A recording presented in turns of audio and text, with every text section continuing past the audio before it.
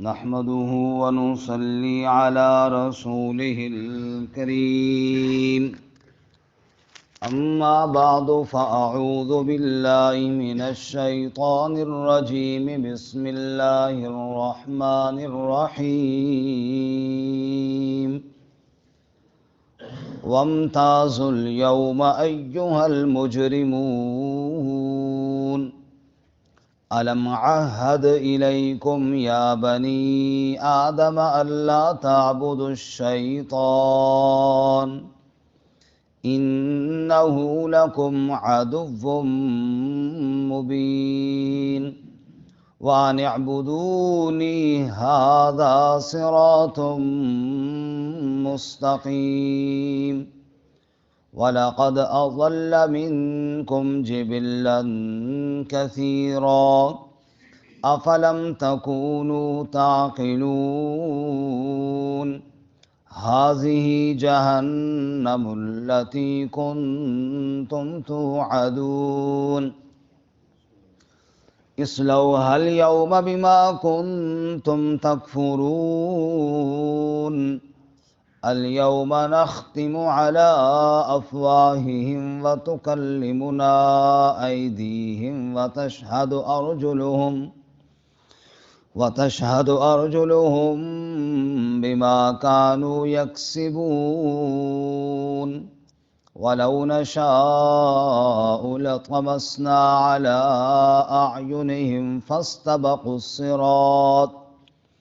فاستبقوا الصراط فأنى يبصرون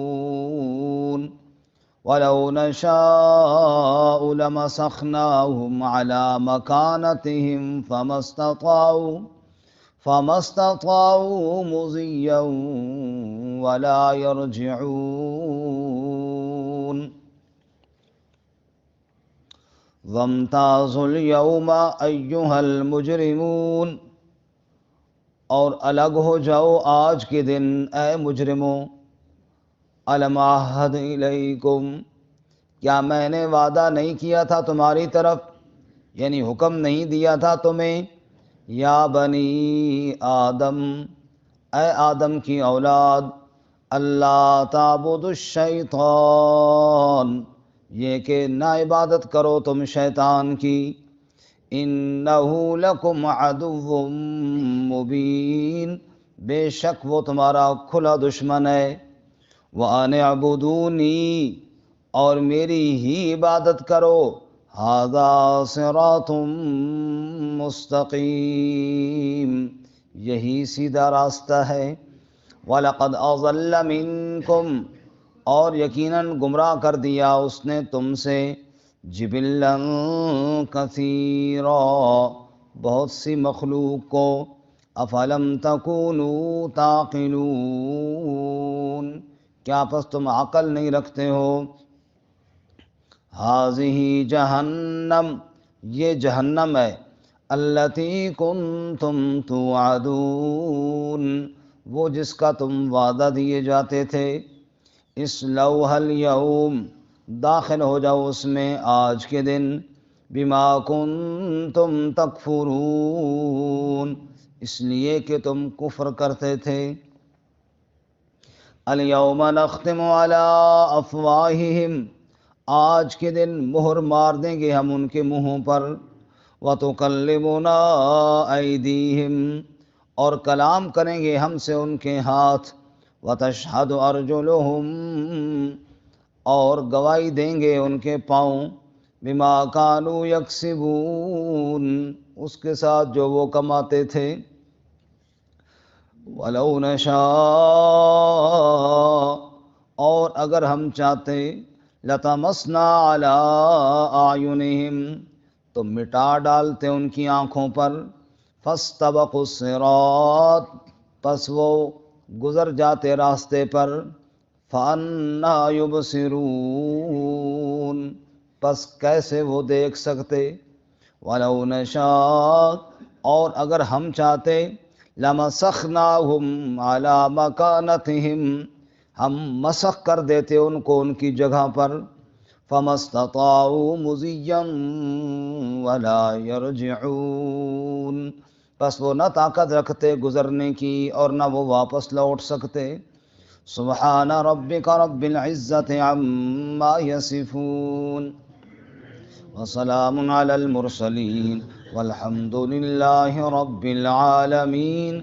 اللہم صل علی محمد وعلی آل محمد کما صلیت علی ابراہیم وعلی آل ابراہیم انک حمید مجید۔ اللہم بارک علی محمد وعلی آل محمد کما بارکت علی ابراہیم وعلی آل ابراہیم انک حمید مجید۔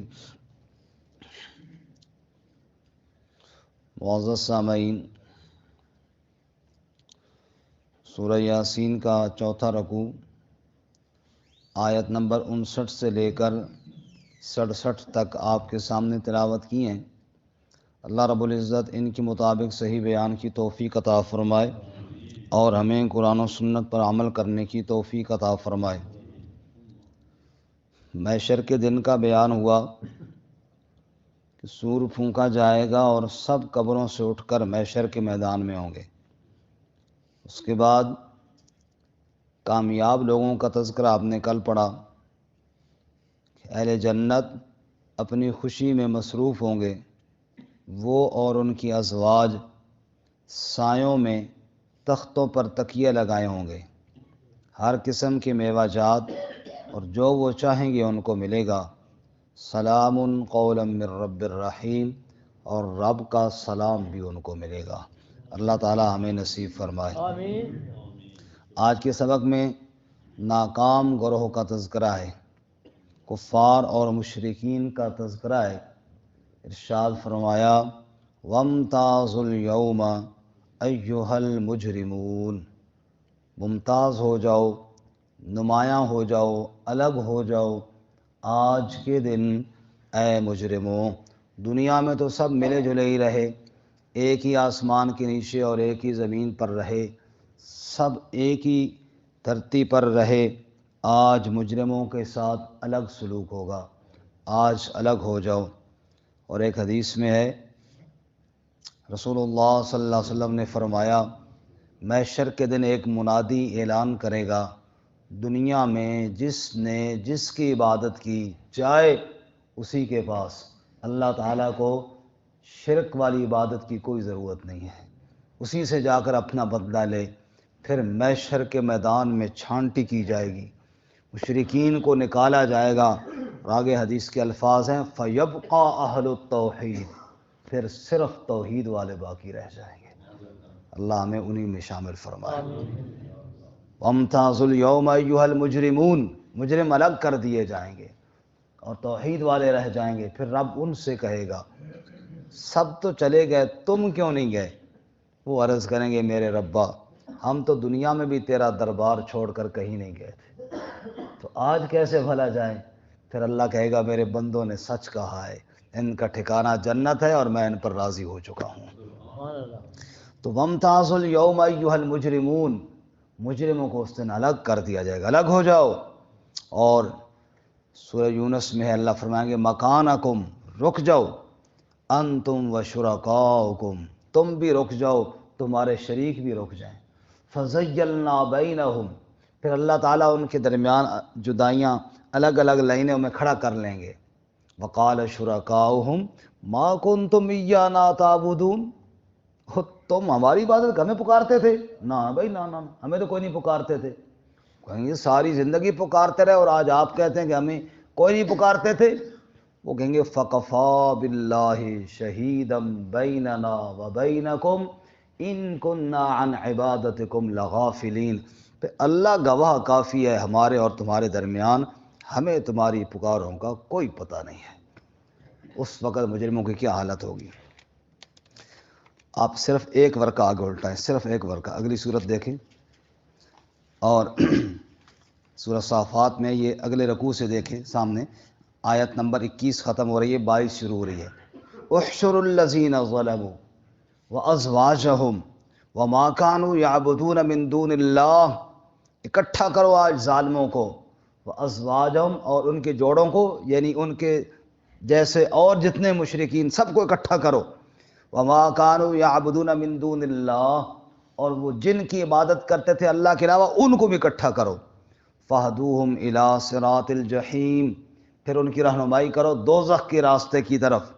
اب وہ دوزخ کی طرف چلیں گے تو حکم ہوگا وقفوہم، روکو ان کو، روکو، کھڑا کرو ان کو، انہم مسئولون، بے شک یہ سوال کیے جائیں گے، ان سے کوئی پوچھ گچھ کرنی ہے۔ پھر اللہ روک کر کہیں گے ما لکم لا تناصرون، اور تمہیں کیا ہو گیا، مدد کیوں نہیں کرتے ہو؟ کہتے تھے کہ فلاں ہمارا بیڑے پارتا ہے، فلاں ہمارا مصیبتیں دور کرتا ہے، اب وہ جو فلاں صاحب ہے وہ بھی تمہارے ساتھ ہے، تم بھی وہاں پر ہو، ما لکم لا تناصرون، کیا ہو گیا تمہیں، مدد کیوں نہیں کرتے ہو ایک دوسرے کی، اب کرو نا مدد۔ بل ہم الیوم مستسلمون، آج سارے بڑے شریف بنے ہوئی ہیں، سارے فرما بردار بنے ہوئے ہیں، کون کس کی مدد کرے آج، اللہ کی پکڑ سے کون چھڑائے میرے بھائی۔ اس لیے واپس آئیے، اللہ تعالیٰ فرماتے ہیں وامتازوا اليوم ایھا المجرمون، مجرموں کو الگ کر دیا جائے گا۔ اللہ تعالیٰ وفاداروں اور بے وفاؤں کے ساتھ ایک جیسا سلوک نہیں فرمائیں گے۔ یہ جبین جس نے ساری زندگی رب کے سامنے جھکائی وہ رب کا وفادار ہے، اور جس نے اس جبین کو در در پہ رسوا کیا وہ بے وفا ہے۔ رب کہتا ہے ہم برابر سلوک نہیں کریں گے کہ اپنی خالص عبادت کرنے والے موحدین اور غیر اللہ کے سجدے کرنے والے مشرکین کے ساتھ برابر سلوک کریں گے، ایسا نہیں ہوگا۔ وامتازوا اليوم ایھا المجرمون، مجرموں کو الگ کر دیا جائے گا۔ اور پھر اللہ فرمائیں گے الم اعہد الیکم، کیا میں نے تمہاری طرف یہ معاہدہ نہیں کیا تھا، تمہیں یہ حکم نہیں دیا تھا، یا بنی آدم، اے آدم کی اولاد، اللہ تعبدوا الشیطان، شیطان کی عبادت نہ کرنا۔ دیکھو جی، دنیا میں کوئی بندہ ایسا نہیں ہو جو کہے میں نماز پڑھ رہا ہوں شیطان کے لیے، میں زکوٰۃ دے رہا ہوں شیطان کے لیے، یہ نہیں ہے۔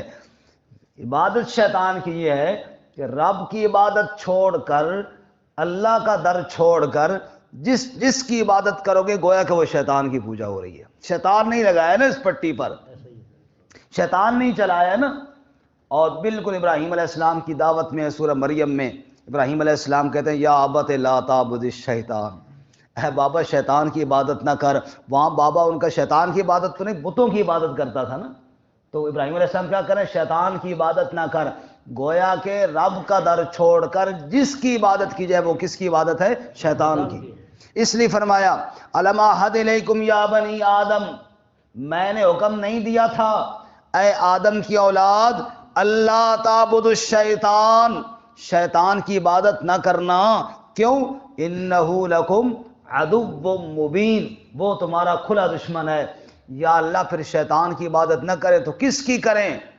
فرمایا وَأَنِ اعْبُدُونِی، صرف میری ہی عبادت کرو، صرف میری ہی عبادت کرو، صرف میری ہی عبادت کرو، ھذا صراط مستقیم، یہ سیدھا راستہ ہے۔ یہ کیا ہے؟ ہر نماز کے اندر کہتے ہو اہدنا الصراط المستقیم، اے اللہ میں سیدھے راستے پر چلا۔ فرمایا وَأَنِ اعْبُدُونِی ھذا صراط مستقیم، اگر میری ہی عبادت کرتے رہے اور اسی پر راہ پر چلتے رہے تو یہ سیدھا راستہ ہے، اور اگر میرا در تم سے چھوٹ گیا تو سمجھو بھٹک گئے اور گمراہ ہو گئے۔ اور شیطان تمہیں گمراہ کر رہا ہے، اور صرف تمہیں نہیں کر رہا، وَلَقَدْ أَضَلَّ مِنْكُمْ جِبِلًّا كَثِيرًا، اور یقیناً اس نے گمراہ کر دیا تم سے جبلن کثیرا، بڑی مخلوق کو، بڑی مخلوق کو۔ آج آپ دیکھیے مصیبت میں رب کے در پہ پکارے کرنے والے کتنے ہیں، اور در بدر پہ فریادیں کرنے والے کتنے ہیں، آپ خود دیکھ لیجیے، خود دیکھ لیجیے کتنے ہیں۔ مصیبت میں اللہ کے در پہ جانے والے کتنے ہیں، اور شعبدہ بازوں کے آگے پکڑے جانے والے کتنے ہیں۔ سوشل میڈیا دیکھنے والے حضرات نے دیکھا ہوگا کہ کل ہمارے قریب حق خطیب سرکار کو کس طرح اقرار الحسن نے پکڑا ہے، دیکھے آپ حضرات نے، منجی ٹھوک کے رکھ دی ہے اس نے۔ آؤ نا سامنے، ادھر لوگوں کی مشکلیں حل کرتے ہو، یہاں سامنے آؤ نا، دیکھو نہیں سامنا کر سکے، لیکن لوگ ہیں کہ پھر بھی جھکے ہوئے جناب، یہ ہو گیا اور وہ ہو گیا اور فلاں ہو گیا اور یہ ہو گیا. چند کرتب دکھانے کے بعد لوگوں کے آگے مشکل کشا بن بیٹھتے ہیں، حاجت روا بن بیٹھتے ہیں. کہاں سے لوگ جا رہے ہیں اور جناب ہماری مشکلیں حل ہو رہی ہیں.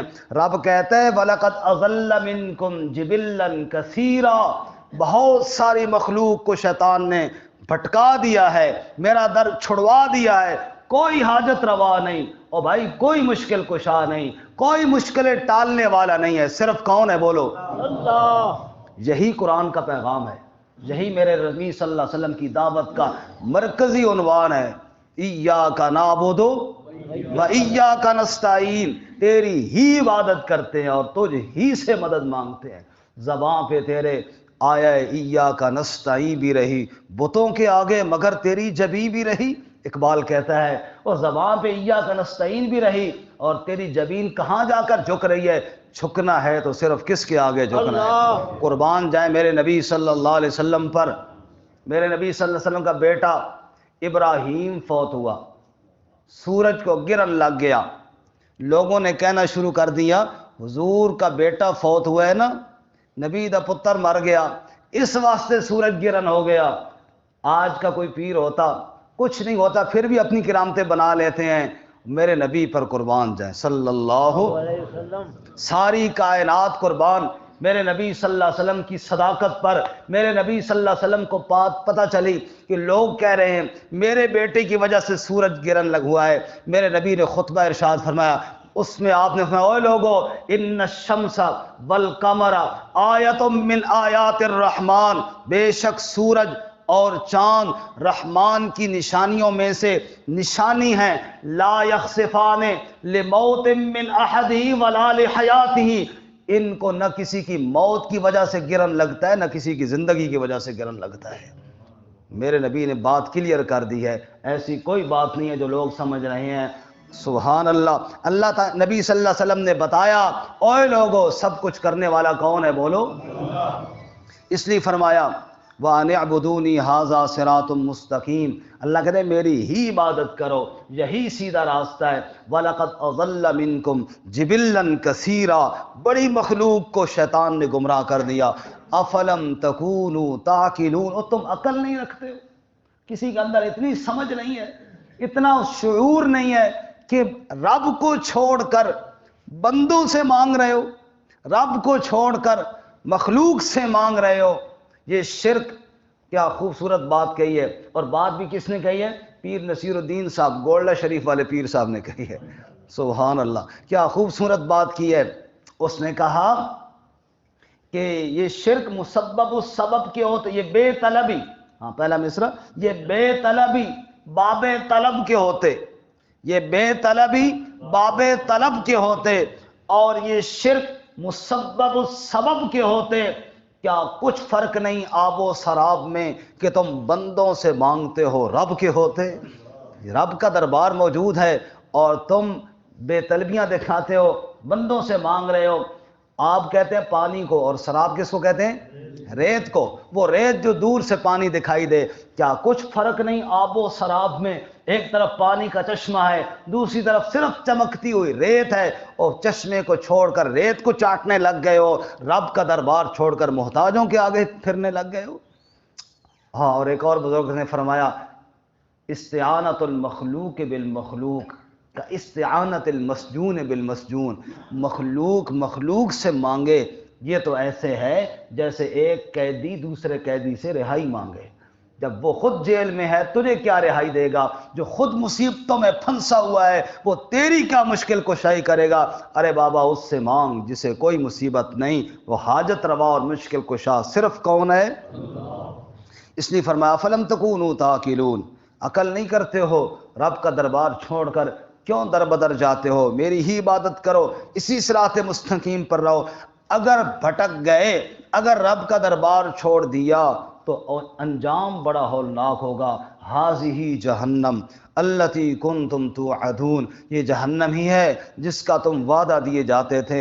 اصلوها اليوم بما کنتم تکفرون، جاؤ اس میں داخل ہو جاؤ کیونکہ تم انکار کرتے تھے الیوم نختم علی افواہہم، سورہ انعام میں ہے نا، جب جہنم کا رخ کیا جائے گا تو کئی مشرکین آگے سے کہیں گے واللہ ربنا ما کننا مشرکین، اللہ کی قسم ہم نے تو شرک کیا ہی کوئی نہیں جی، توبہ توبہ جی، ہم تو شرک کرنے والے تھے ہی نہیں۔ اللہ فرمائیں گے اچھا الیوم نختم علی افواہہم، آج ہم مہر مار دیں گے ان کے منہوں پر، وتکلمنا ایدیہم، ہاتھ ہم سے کلام کریں گے، یہ ہاتھ جو جا کر اٹھتے ہیں نا غیر اللہ کے آگے، یہ بتائیں گے، وتشہد ارجلہم، پاؤں گواہی دیں گے، بما کانوا یکسبون، وہ کہاں جاتے رہے اور کیا کرتے رہے۔ اللہ فرماتے ہیں ڈرتے کیوں نہیں ہو مجھ سے، وَلَوْ نَشَاءُ لَطَمَسْنَا عَلَىٰ أَعْيُنِهِمْ، آیتوں کا ربط بھی ہوتا ہے نا، یعنی سوال یہ پیدا ہوتا ہے کہ جب وہ یہ کہیں گے انکار کریں گے تو ان کے ہاتھ پاؤں گواہی دیں گے اور سچ سچ بتائیں گے، ایک سوال پیدا ہوتا ہے کہ دنیا میں اللہ اس طرح مجبور کر دے کہ بندہ شرک والی طرف جائے ہی نہیں اور اللہ کے دربار پہ آئے تو بس ہاتھ پاؤں کام کرے اور وہاں نہ کر سکیں تاکہ رولا ہی ختم ہو جائے۔ اللہ فرماتے ہیں ہاں اگر ہم چاہتے تو ایسا کر دیتے، لیکن پھر آزمائش تو نہ رہی، آزمائش تو تبھی ہے کہ ہم نے دنیا کے اندر طاقت دی ہے، اب راستے دونوں دکھا دیے ہیں، ادھر آؤ گے تو میں راضی ہوں گا، ادھر جاؤ گے تو میں خفا ہو جاؤں گا۔ وَلَوْ نَشَاءُ، اگر ہم چاہتے، لَطَمَسْنَا عَلَىٰ أَعْيُنِهِمْ، ان کی آنکھوں کو مٹا ڈالتے، اندھا کر دیتے، فَمَسْتَطَاعُوا مُزِيًّا فَاسْتَبَقُوا الصِّرَاطَ فَأَنَّىٰ يُبْصِرُونَ، راستے پر بھٹک رہے ہوتے اور دیکھ نہ پاتے۔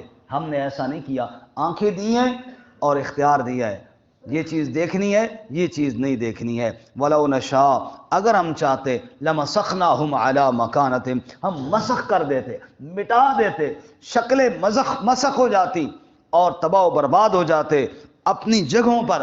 جب رب کی دھرتی پر کوئی آ کر اللہ کے علاوہ غیر کی پکار کرتا ہے تو پھر رب کو غصہ نہیں آتا؟ میرا گھر، اس کے اندر کوئی آ کر بات تو کرے، میں کمزور سے کمزور بندہ بھی مرنے مارنے پر آ جاتا ہوں، میرے گھر کے اندر کیوں ایسے کر رہا ہے؟ یہ دھرتی تو میرے رب کی ہے، اس دھرتی پر جب کوئی غیر اللہ کی پکار کرتا ہے، رب کہتے ہیں ہم چاہتے ادھر ہی مسخ کر دیتے۔ فَمَسْتَطَاعُوا مُضِيًّا وَلَا يَرْجِعُونَ، نہ آگے بڑھ سکتے نہ پیچھے لوٹ سکتے، ادھر ہی تباہ و برباد ہو جاتے۔ لیکن یہ تو رب کا حلم ہے کہ پھر بھی وہ توبہ کا موقع دیتا ہے، پلٹنے کا موقع دیتا ہے۔ اللہ تعالی ہم سب کو بھی عمل کی توفیق عطا فرمائے۔ وآخر دعوانا ان الحمد للہ۔